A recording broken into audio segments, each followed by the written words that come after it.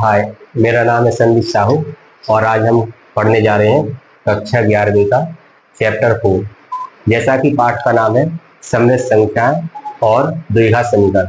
द्विघात समीकरण के बारे में हम कक्षा 10वीं में पहले पढ़ चुके हैं। जैसे द्विघात समीकरण दिया जाता था ax² plus bx plus c बराबर रहता था इसमें 0 या फिर 0 ना भी बराबर 0 थी। ये होता था द्विघात समीकरण। अब इसमें हम x का मान निकालने के लिए श्रीधराचार्य सूत्र का उपयोग करते थे, जो होता था x बराबर -b प्लस माइनस वर्गमूल b² माइनस 4ac बटे 2a। अब हम इसमें कुछ 3-4 प्रकार की कंक्लूजन निकालते थे। जैसे पहला होता था कि यदि b² माइनस 4ac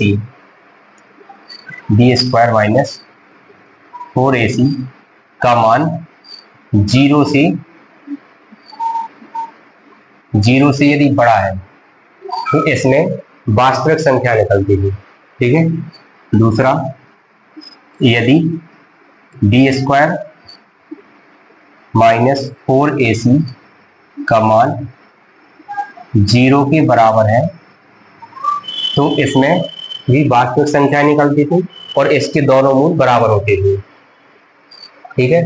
और इसमें यदि इसका मान, ये भी पढ़ चुके थे, यदि इसका मान b² माइनस 4ac का मान अगर पूर्ण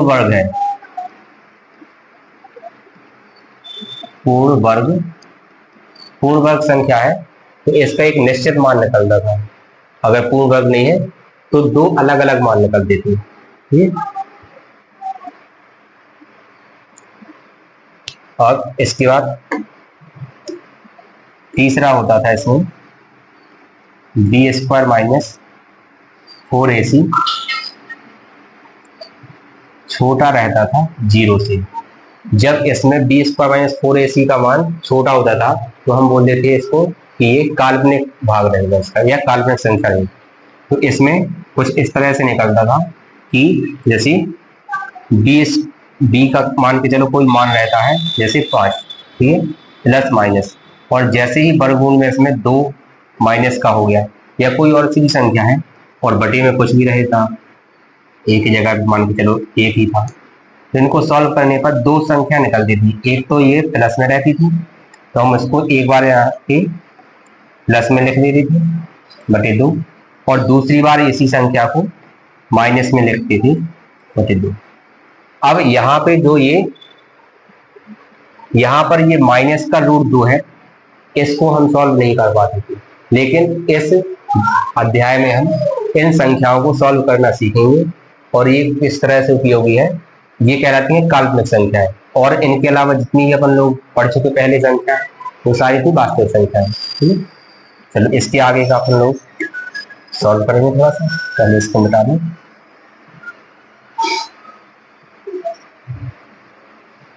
इसमें कुछ चीजें दी गई हैं, हमको याद रखेंगे थोड़ा।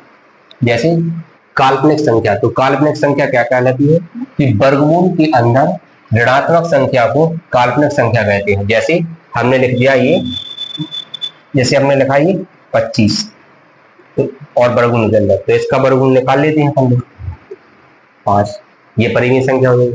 ऐसे ही हमने अगर रूट में लिख दिया 5 तो इसका वर्गमूल निकल सकते थे, इसलिए हो जाएगा तो अपरिमेय संख्या। लेकिन जिस तरह से ये वाले सवाल करते थे हम 10वीं क्लास में, तो वहां पे एक संख्या आती थी -5, तो इसको सॉल्व नहीं कर पाते थे। इसी को बोलते हैं हम काल्पनिक संख्या। काल्पनिक संख्या में कुछ चीजें याद रखने की हैं, वो याद रखेंगे। जैसे माइनस का रूट 1 अंदर, मतलब रूट के अंदर -1 लिखा हुआ हो तो इसे हम i से प्रदर्शित करते हैं, और i को सॉल्व करने के 3-4 नियम दिए गए हैं, उनको याद रखेंगे। जैसे पहला नियम दिया गया इसमें i बराबर होता है माइनस का रूट 1। फिर दूसरा दिया गया कि यदि i² दिया गया हो तो इसका मान होता है माइनस का 1। ये कैसे होता है आई जानते हैं इसको। जैसे हमने लिखा i², i की वैल्यू अपन को यहाँ क्या दी गई, माइनस का रूट 1, और इसका भी क्या चला है यहाँ पे स्क्वायर, ठीक है। स्क्वायर से रूट हट जाता है, ये अपन को पहले ही पता है। या फिर इसको ऐसा लिख सकते हैं -1 की घात 1/2। वर्गमूल का मतलब होता है उसकी घात 1/2। और ये वाला 2 था, ये पहले से रखा होता है, इसलिए इसके ऊपर 2 की घात आ गई। इस 2 से इस 2 को काट दिया तो ये कितना हो जाएगा -1 की घात 1, यानी इसका आंसर कितना हो जाएगा माइनस का 1। बस यही चीज हमने लिख दी है यहाँ पर, ठीक है। तो इसको मिटा देंगे फिर। ऐसे ही इसमें लिखा है i की पावर 3, तो इसको भी ऐसे ही सॉल्व करेंगे, जैसे i की घात 3 बराबर, इसको हम ले सकते हैं i गुणा i का स्क्वायर। i स्क्वायर का मान पहले ही निकाल चुके हैं हम लोग, क्या निकाल चुके हैं पहले, i गुणा i स्क्वायर बराबर होता है माइनस का 1, तो इसकी जगह पे क्या लिखेंगे माइनस का 1। माइनस के 1 में किसी भी संख्या का गुणा करेंगे तो जब माइनस प्लस का गुणा होगा तो आएगा माइनस ही, और 1 का गुणा i में होगा, इसलिए क्या आ जाएगा i। इसलिए i की पावर 3 का मान क्या हो जाएगा माइनस का i, ठीक। फिर इसके बाद लिखा है i स्क्वायर, तो i की पावर 4, i की पावर 4 को सॉल्व करेंगे। i की पावर 4 को सॉल्व करने के लिए हम इसको दो तरीके से लिख सकते हैं। पहला i स्क्वायर गुणा i स्क्वायर लिख सकते हैं ऐसे। फिर i स्क्वायर का मान हम पहले ही निकाल चुके हैं, कितना आता है माइनस का 1 गुणा i स्क्वायर का फिर से आ जाएगा माइनस का 1। जब -1 का गुणा -1 में करेंगे तो आंसर कितना आएगा इसका प्लस का 1। क्यों आएगा, क्योंकि माइनस माइनस का गुणा करते हैं तो आती है संख्या प्लस की, और 1 का गुणा 1 में ही करेंगे तो वही संख्या आ जाएगी 1, ठीक है। अब इसी तरह से हम जब आगे संख्याओं को सॉल्व करेंगे तो इनमें हम क्या याद रखेंगे कि यदि किसी कोई भी संख्या दी गई, जैसे एग्जाम्पल के लिए इसको थोड़ा ऊपर कर दो, एग्जाम्पल के लिए हमें दिया गया i की पावर या फिर i की पावर 6, ठीक है। 6 दिया हो, 16 दिया, कोई भी संख्या दी हो, तो हम इसको ऐसी संख्या में तोड़ेंगे जिसमें 4 का एक पूर्ण गुणा जाता हो। जैसे इसको लिख सकते हैं हम i की पावर 4 गुणा i की पावर 2, यानी i की पावर 4 का मान कितना होता है 1 होता है, 1 आ जाएगा। i स्क्वायर का मान कितना होता है माइनस का 1, इसका हो जाएगा माइनस का 1। इन दोनों का गुणा होगा तो कितना आ जाएगा माइनस का 1, मतलब i की पावर 6, इसका आंसर कितना आ जाएगा माइनस का 1। ऐसे ही बहुत सारे सवाल दिए गए अपनी बुक में, तो उनको हम सॉल्व करेंगे। थोड़ा सा यहाँ पे जानकारी दे दीजिए। चलो इसके आगे दूसरा समृद्ध संख्या, ऐसी सभी व्यंजक जो वास्तविक नहीं है, मतलब ऐसे सभी व्यंजक जो वास्तविक नहीं है वो क्या कहलाएंगे समृद्ध या काल्पनिक कहलाएंगे, ठीक। अब काल्पनिक संख्या को z से प्रदर्शित करते हैं, ठीक है, और काल्पनिक संख्या को a प्लस आई बी के रूप में लिखते हैं हम, ठीक है। किस रूप में लिखते हैं a प्लस आई बी के रूप में। जो इसमें a रहता है ये होता है अपना वास्तविक भाग, या फिर इसको बोलते हैं रियल पार्ट ऑफ, मतलब रियल पार्ट ऑफ समृद्ध संख्या, यानी समृद्ध संख्या या इमेजिनरी नंबर, ठीक है। और इसको बोलते हैं imaginary part of imaginary number, यानी काल्पनिक संख्या का काल्पनिक भाग, वो समृद्ध संख्या का काल्पनिक भाग, और ये समृद्ध संख्या का वास्तविक भाग। इसमें जो a रहता है, यदि a का मान 0 हो जाए, अगर कोई ऐसी संख्या आ जाए, जैसे हमने लिखा माइनस का 0 माइनस, या 0 ना लिखो, इसको लिखते हम 0 प्लस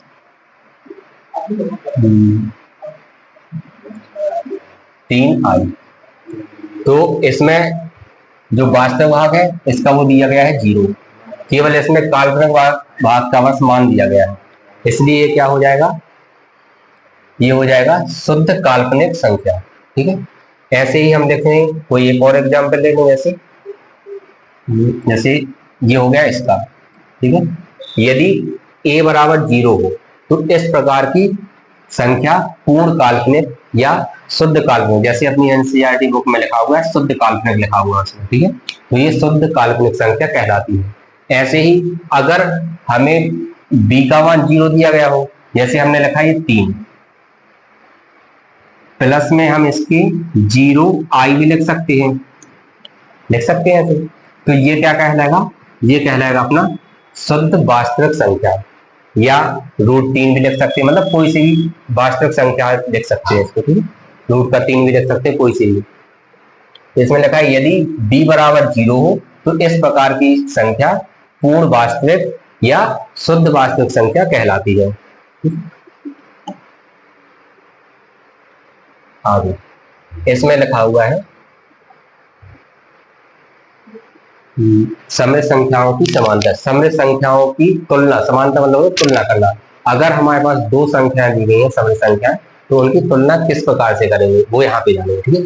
जैसे 2 समृद्ध संख्या a प्लस आई बी तथा x प्लस आई वाई 2 संख्याएं दी गई हैं, तो इनको हम बराबर कहेंगे यदि इनके वास्तविक और काल्पनिक भाग बराबर हो।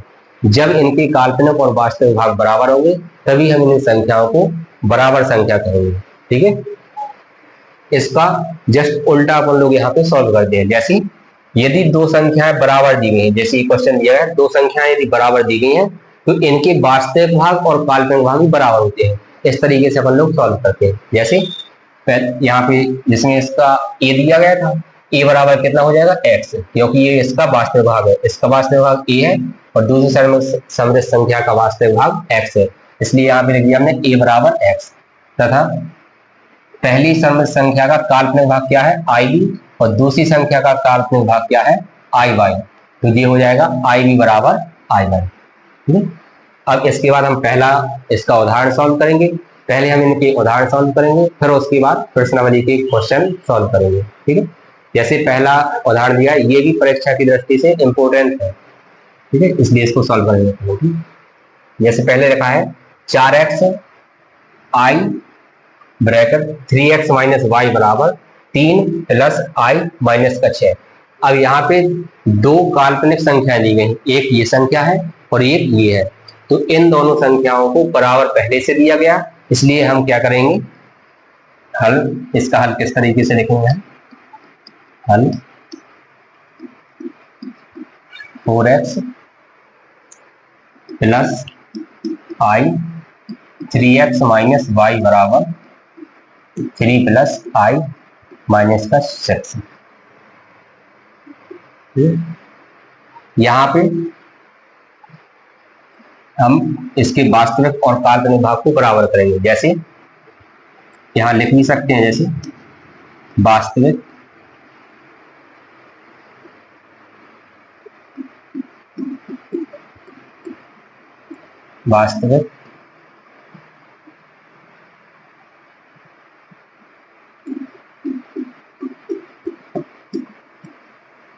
वास्तविक और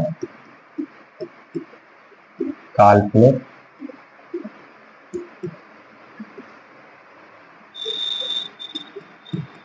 भागों की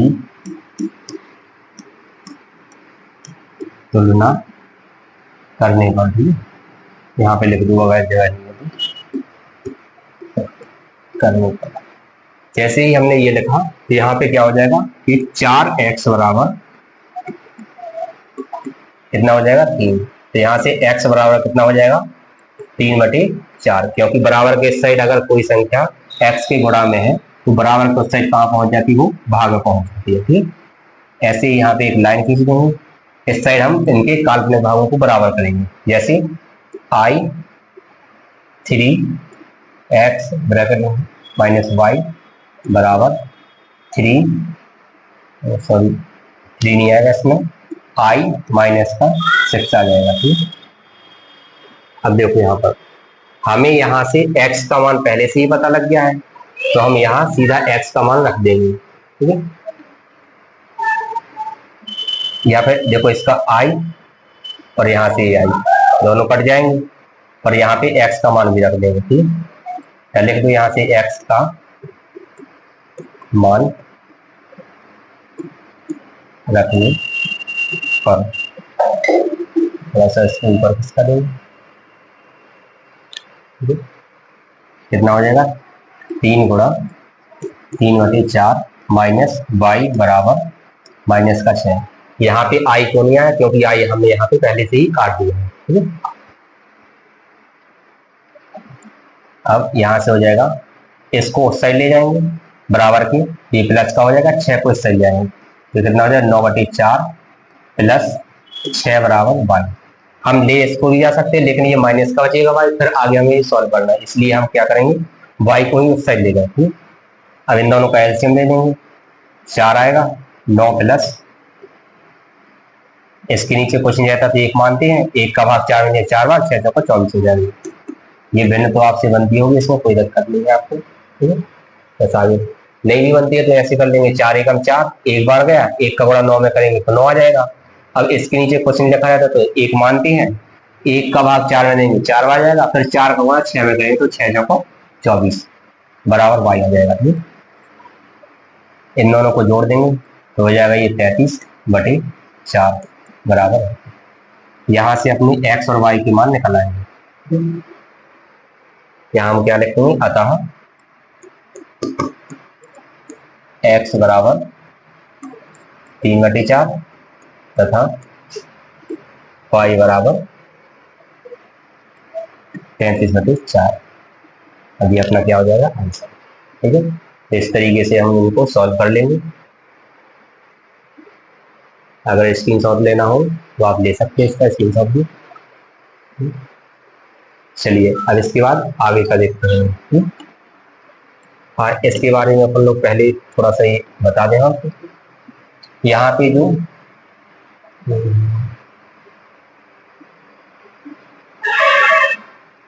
ये जो सम्मिश्र संख्या है, इनका रियल में पहले बहुत लोगों ने इसकी कल्पना कर चुके हैं, लेकिन वास्तविक रूप से इन्होंने बताया था W.R.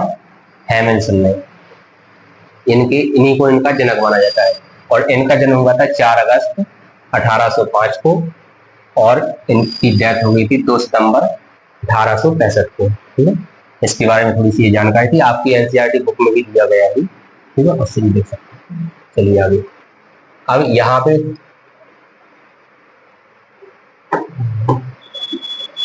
यहाँ पे दिया गया है कि 2 सम्मिश्र संख्याओं का योग,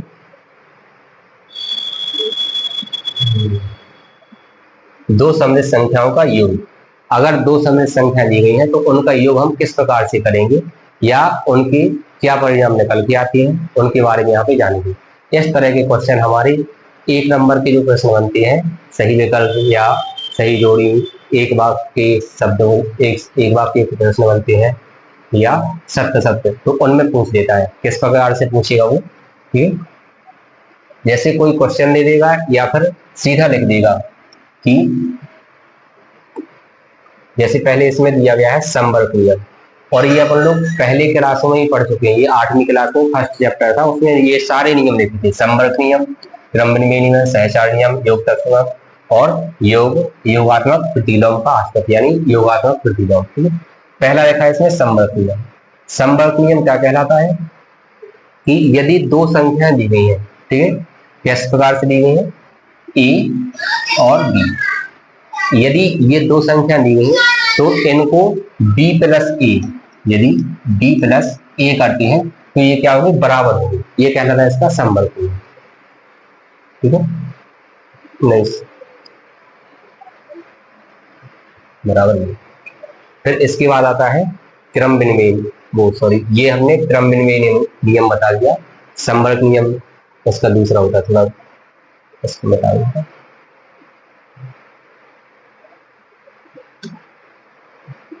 हाँ, यहाँ पे अगर 2 सम्मिश्र संख्याएं हैं तो इनको किसी भी क्रम में जोड़ेंगे तो उनको जोड़ने पर क्या आएगा, एक सम्मिश्र संख्या ही आएगी, ये होता है संवर्ग नियम, ठीक।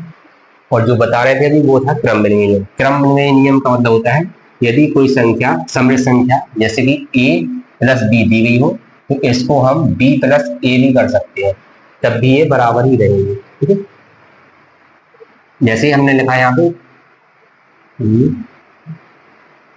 हाँ, कोई सी भी संख्या लो, जैसे 5 plus 2i plus 3 plus 2i, अगर हम इनको इस तरीके से जोड़ेंगे तब भी आंसर कितना आएगा, इनके वास्तविक भाग और काल्पनिक भाग अलग अलग मिल जाते हैं दोनों। ठीक है, जैसे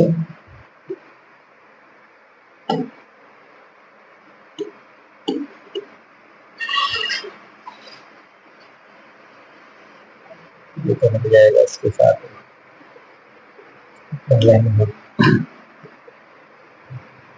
जैसे इसको जोड़ देंगे इसको इस तरीके से, ठीक, इनके वास्तविक इनके वास्तविक भाग अलग जोड़ देंगे, 5 और 3 कितना हो जाएगा 8, और इनके जो काल्पनिक भाग हैं उनको अलग जोड़ेंगे, तो 2 और 2 कितना हो जाएगा 4, ये हो जाएगा 4i। अब क्रम विनिमय का मतलब क्या होता है कि यदि इनको हम पहले लिख लें 3 + 2i प्लस 5 + 2i, तो भी ये कितना आएगा, 5 और 3 फिर जोड़ेंगे हो जाएगा 8 प्लस 2 और 2 जोड़ेंगे तो कितना आ जाएगा 4i।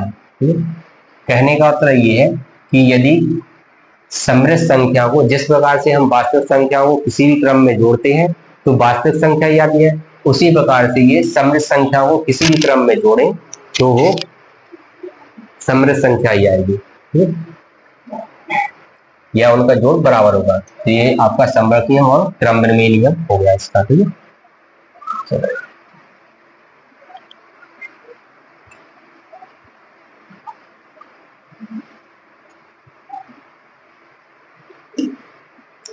इसके बाद हम पढ़ेंगे सहचार नियम। सहचार नियम लगाने के लिए हमें 3 संख्या चाहिए पड़ती है, जैसे पहले इसमें Z1, Z2 और Z3। Z1 मतलब एक कोई समृद्ध संख्या है Z1, दूसरी समृद्ध संख्या है Z2 और तीसरी समृद्ध संख्या है Z3। अब इसमें यदि हम पहले इन 2 संख्याओं को जोड़ दें फिर इस संख्या को जोड़ें तो जो संख्याएं आएंगी, इसको साइड में कर दो, जो इन दोनों को जोड़ने पर जो संख्या आएगी वो Z1 plus Z2 plus Z3, यदि हम जो बाद वाली संख्या है इनको जोड़ देंगे पहले फिर पहली वाली संख्या को जोड़ेंगे तो इनके बराबर होगी, ये कहलाएगा अपना सहचार नियम। ठीक है, फिर इसके बाद लिखा है योगात्मक तत्समक का अस्तित्व। योगात्मक तत्समक का मतलब होता है ऐसी 2 संख्याएं लेना है हमें, जैसे कोई माना कि कोई संख्या दी गई है 5 दिया गया, जैसा भी, ठीक है 5 दिया गया, इसमें यदि हम 0 जोड़ दें, कितना जोड़ना है इसमें 0, तो कितना आता है 5 ही आता है, ये अपन लोग पहले पढ़ चुके हैं। ऐसे ही यहाँ पे होता है, यदि कोई समृद्ध संख्या Z दी गई है और इसमें हम 0 जोड़ देंगे तो क्या आएगी, वो संख्या समृद्ध संख्या ही निकल के आएगी, मतलब सेम वही संख्या है। ये कहलाएगा इसका योगात्मक तत्समक का अस्तित्व। ठीक है, या फिर मान के लोग कोई संख्या ले सकते हैं, जैसे 5 + 6 आएंगे और इसमें यदि हम 0 जोड़ दें, 0 जोड़ने का मतलब है 0 कितना आएगा 5 + 6i ही आएगा, तो वही संख्या आ गई है। अब आप लोग सोच रहे हैं कि सर ने वही बताया था कि हम वास्तविक भाग में वास्तविक भाग को जोड़ते हैं और काल्पनिक भाग में काल्पनिक भाग को जोड़ते हैं, लेकिन यहाँ पे तो 0 में कुछ देखा ही नहीं है, सर ने सीधा बोल दिया कि वही है।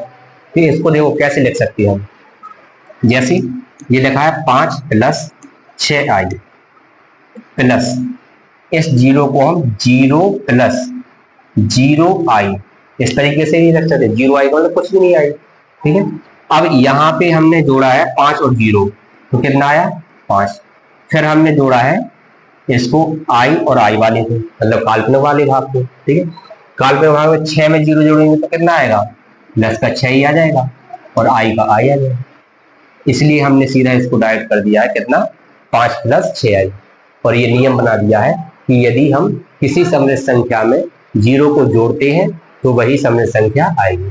ठीक,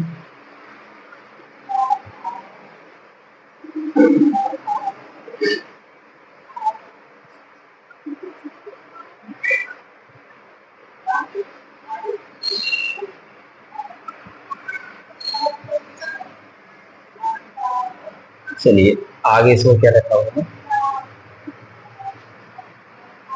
आगे लिखा है इसमें 5वां नियम, योगात्मक प्रतिलोम का आश्रित। योगात्मक प्रतिलोम का मतलब होता है कि हम ऐसी संख्या लें, जैसे हमने कोई संख्या ली है x ली है, अब इसमें हम ऐसी कौन सी संख्या जोड़ें कि ताकि इन दो संख्याओं का जोड़ कितना हो जाए, 0 हो जाए। जैसे हमें पता है अपना क्या आंसर आएगा, माइनस का x। यदि हम इन दोनों संख्याओं को जोड़ेंगे तो कितना आएगा आंसर अपना, 0। ठीक है, ऐसे ही ये अभी वास्तविक संख्या में कर दे दिया हमने। जैसे हमने लिखा 5, तो 5 का योगात्मक प्रतिलोम कितना होता था, माइनस का 5, क्योंकि इनको जोड़ने पर 0 आता था। ठीक है, ऐसे ही हम क्या करेंगे, अब पढ़ेंगे हम काल्पनिक संख्याओं में या सममित संख्याओं में कि एक सममित संख्या जो हमने ली है उसका योगात्मक प्रतिलोम क्या होगा। जैसे हमने कोई संख्या ली है z, z बराबर मान के चलो a प्लस आई, ये कोई संख्या ली है, जैसे इसमें लिखा हुआ है योगात्मक प्रतिलोम का आश्रित प्रत्येक सममित संख्या z बराबर a प्लस आई बी। हमने क्या लिया है, z बराबर a plus i b. a कोई वास्तविक संख्या है और b कोई काल्पनिक संख्या है। ठीक है, के लिए हम सममित संख्या माइनस का a प्लस माइनस का आई बी, तो इसके लिए इसका योगात्मक प्रतिलोम क्या हो जाएगा, माइनस का a और प्लस, इसको ब्रैकेट में रख सकते हैं i, और b का मान भी इसमें क्या हो जाएगा, माइनस का है। तो ये कहलाएगा अपना योगात्मक प्रतिलोम। जैसे हम इन दोनों को जोड़ेंगे तो आंसर क्या आएगा, सीधा 0 आ जाएगा, ये पता है तुमको। और इसको हम इस तरीके से भी ले सकते हैं कि यदि इस पूरे में से अपन लोग माइनस का कॉमन अलग रखें तो कितना हो जाएगा, a प्लस आई बी के बराबर होगा। और a प्लस आई बी अपना क्या था, ये था z के बराबर। मतलब क्या यहां से निकल के आया कि z का योगात्मक प्रतिलोम क्या हो जाएगा, माइनस का z। मतलब किसी सममित संख्या का योगात्मक प्रतिलोम क्या होगा, उसके वास्तविक और काल्पनिक दोनों भाग माइनस के कर दो।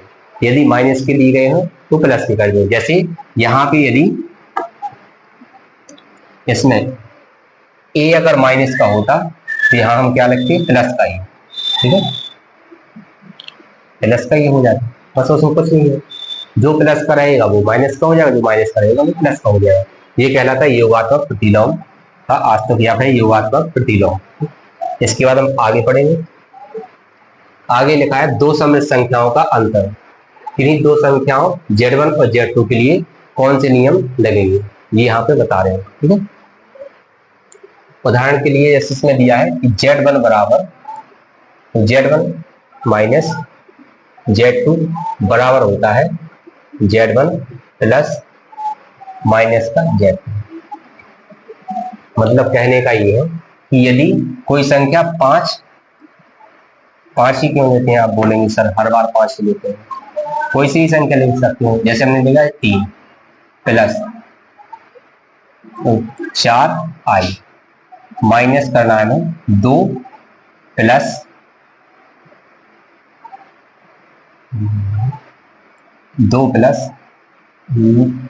3 आई।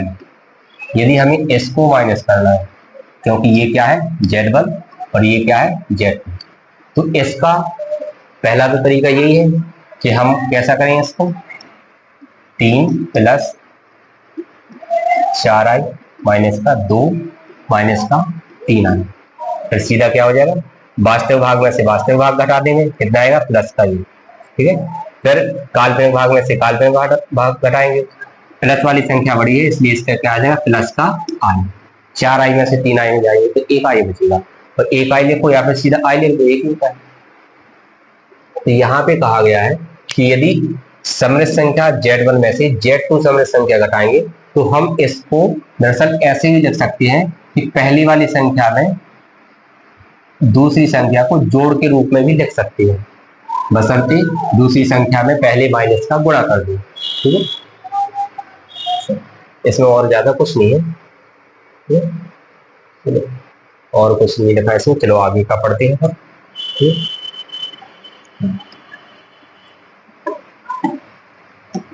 इसमें लिखा है और ये नियम अभी हम जो पढ़ा रहे हैं ये अच्छे से पढ़ते जाइए, क्योंकि एक एक नंबर के प्रश्न इन्हीं प्रश्नों में से बनते हैं, चाहे आपकी 12वीं हो चाहे 11वीं हो, जो नियम दिए रहते हैं ज्यादातर क्वेश्चन उन्हीं से बनते हैं। ठीक है, और इसके बाद जब अपन लोग कॉम्पिटिशन में जाते हैं तो उनमें भी जो क्वेश्चन बनते हैं ज्यादातर नियमों के अनुसार बनते हैं। ठीक है, और ये क्रम विनिमय, संवर्ग नियम, क्रम विनिमय नियम, सहचरण नियम, ये पहले भी पढ़ चुके हैं, इनका नियम का बस पता होना चाहिए कि संवर्ग नियम क्या कहलाता है, क्रम विनिमय नियम कहलाता है, क्या कहलाता है। ठीक है, अब संवर्ग नियम होता है उसको हम योग में भी कर सकते हैं, योग के लिए भी बोल सकते हैं, जैसे प्लस के लिए, जोड़ने के लिए, ऐसे ही घटाना के लिए बोल सकते हैं, गुणा के लिए बोल सकते हैं, भाग के लिए बोल सकते हैं।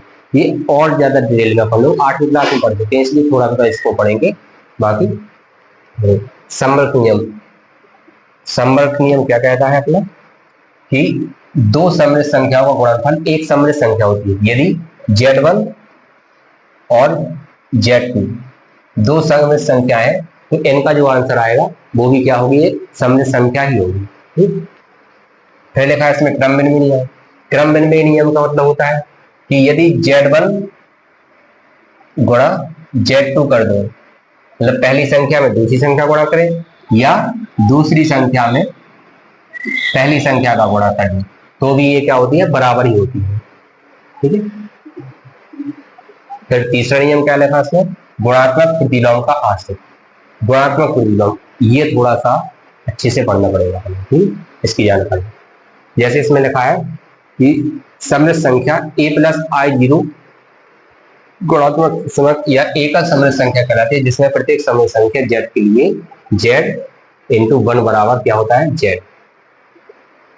यदि कोई संख्या Z1 लिखी हुई है, ठीक, Z1 या Z कोई समृद्ध संख्या, या फिर मान लीजिए 5 ये रटा हुआ है हमको, 5 + 3 आई, या कोई सा भी दे दो, तो 5 + 8 आई दे दो, ये संख्या है, कोई नहीं है नंबर, कोई से देख सकते, ठीक, 5 + 8 आई।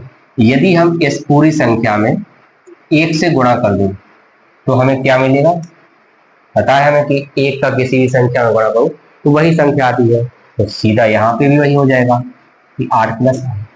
मतलब इनका ये नियम हो गया कि गुणात्मक तत्समक का मतलब होता है कि यदि हम समृद्ध संख्या Z में 1 का गुणा कर दें तो हमें क्या मिलेगी, वही समृद्ध संख्या मिल जाएगी।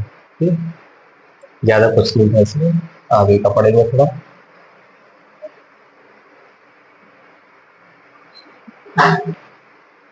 पांचवा है इसका गुणात्मक प्रतिलोम का आश्रित। गुणात्मक प्रतिलोम प्रत्येक शून्य पर समृद्ध संख्या, मतलब वो समृद्ध संख्या शून्य नहीं होनी चाहिए बस, ठीक है।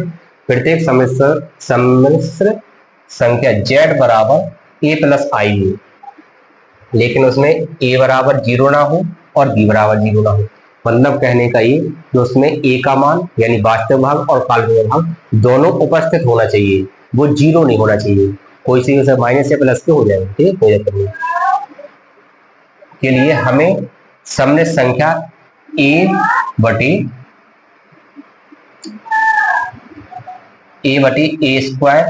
प्लस b² प्लस i मतलब काल्पनिक भाग माइनस b/a² और b² होता है, अथवा a/z होता है, या z इनवर्स के द्वारा भी दर्शाया जाता है।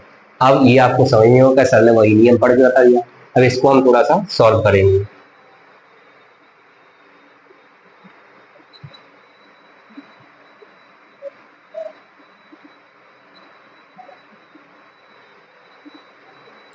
जैसे हमें लिखा हुआ है z, जैसे इसमें नियम होता है कि यदि z बराबर इसका क्या निकालना अपना गुणात्मक प्रतिलोम। जैसे हमने योगात्मक प्रतिलोम ने कहा था कि यदि हम z में कोई संख्या जोड़ें, ऐसी संख्या जोड़ना यहाँ पे कि जिससे इसका जोड़ कितना हो जाए 0, तो हमने लिखा था कितना कि इसमें माइनस का, यदि माइनस की वही सेम समृद्ध संख्या जोड़ दो तो उसका आंसर कितना था 0, और ये कहलाता था उसका योगात्मक प्रतिलोम। ऐसे ही लेकिन इसमें क्या होता था 0 आता था, अब इसमें गुणात्मक प्रतिलोम 0 नहीं चाहिए, पर कितना चाहिए 1 चाहिए इसमें, ठीक है।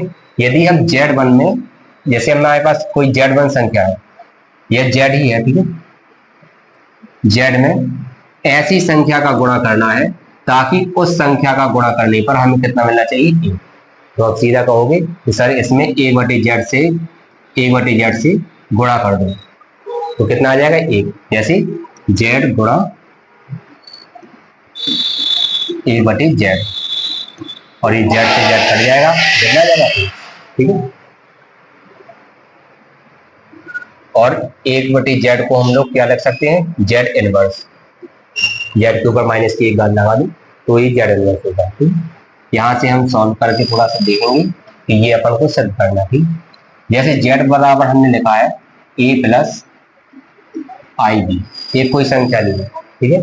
अब हम यहाँ पे हमने लिखा है कि जेड गुणा 1/जेड बराबर 1 होता है, और ये इसका कौन सा नियम कहलाता है, इसका गुणात्मक प्रतिलोम।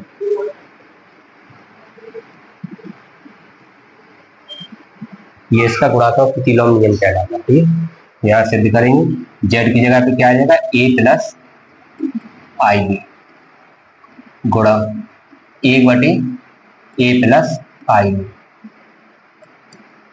अब हम पहले भी पढ़ चुके हैं, 9वीं क्लास में पढ़ चुके, 10वीं कर पढ़ा है कि जिस तरह से बटे में कभी भी हम रूट वाली संख्या नहीं रखते थे।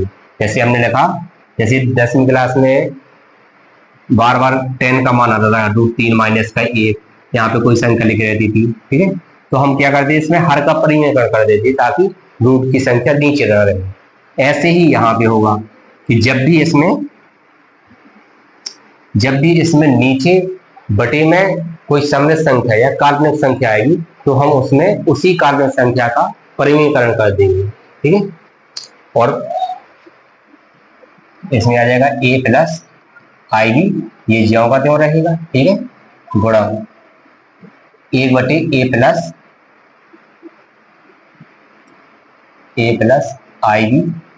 गुणा a-ib बटे a-ib।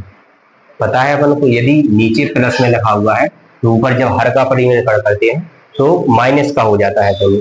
ठीक है, और यदि यहाँ पे माइनस का लिखा होता तो यहाँ पे क्या हो जाता है, ऊपर नीचे प्लस से गुणा करते हैं। ठीक है, चलो अब इनका गुणा करेंगे, ये सेम ही आता जाएगा, बस इनका गुणा देखो। ठीक है, प्लस इसको हम a+ib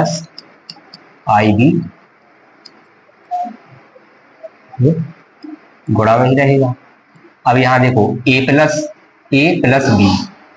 और a-b, ये हम पहले भी पढ़ चुके हैं। a+b और a-b ये सरसनी का होती थी, क्या होती थी, a+b और a-b बराबर a² माइनस का b², इस तरीके से होती थी। बस इसमें a की जगह पे a लिखा है और b की जगह पे लिखा है कितना, i। तो इसी तरीके से इसमें रख देंगे, क्या हो जाएगा, इसको a की जगह पे आ जाएगा a² माइनस b की जगह पे कितना हो जाएगा, i और b का स्क्वायर, ऐसे हो जाएगा ये।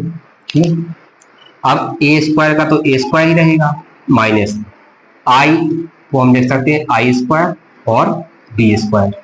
i² का मान अपन को पता है कितना होता था, अभी पहले पढ़ चुके हैं, कितना होता है, माइनस का 1। ठीक है, a² माइनस इसका हो जाएगा माइनस का 1, और ये हो जाएगा b²। -1 का गुणा माइनस के साथ, माइनस माइनस की संख्या का गुणा होता है तो कितना होता है, प्लस का हो जाएगा, a² प्लस b²। अब यहाँ से a² प्लस b² आएगा, ये सीधा अपन लोग कहाँ रख देंगे, यहाँ पर। ठीक है,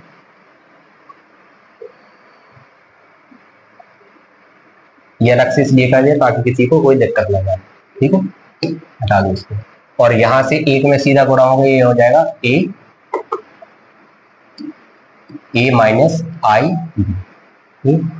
यहाँ तक कोई दिक्कत किसी को, चलो ठीक है।